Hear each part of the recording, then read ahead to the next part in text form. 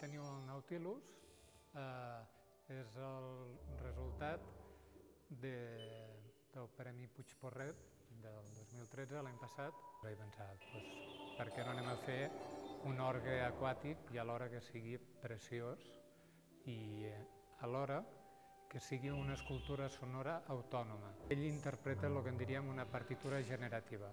Va composant ell a temps real. Estic supercontent de poder haver realitzat un somni com aquest, perquè sense això